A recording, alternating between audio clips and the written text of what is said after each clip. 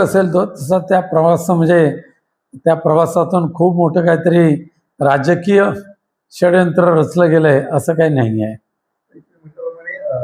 राज ठाकरेंचा दौरा केला माणगावपर्यंत अनेक कृती जाणून घेतल्या.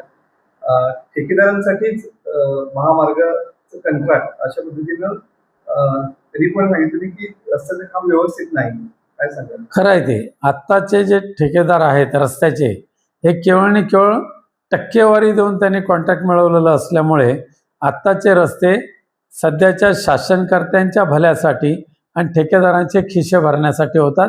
त्याचा प्रत्यक्ष नागरिकांना काही फायदा होत नाही.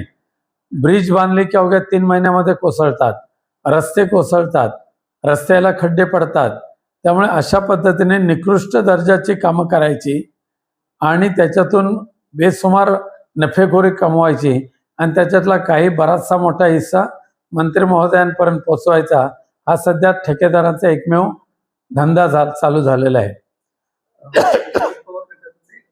खासदार आहेत ते ज्या पंतप्रधानांची भेट घेणार आहेत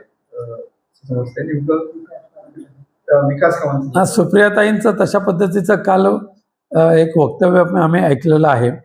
महाराष्ट्रामध्ये रखडलेले जे काही प्रकल्प आहेत ते प्रकल्प मार्गी लावण्याच्या उद्देशाने जर सुप्रियाताई आणि त्यांचे खासदार भेटत असतील तर गोष्ट चांगलीच आहे, परंतु त्याच्यातून काय निष्पन्न होणार हे देव जाणं. ते म्हणते की आम्ही लिमिटेशन विरोध करणार तेच ठामपणे सांगणार आहोत.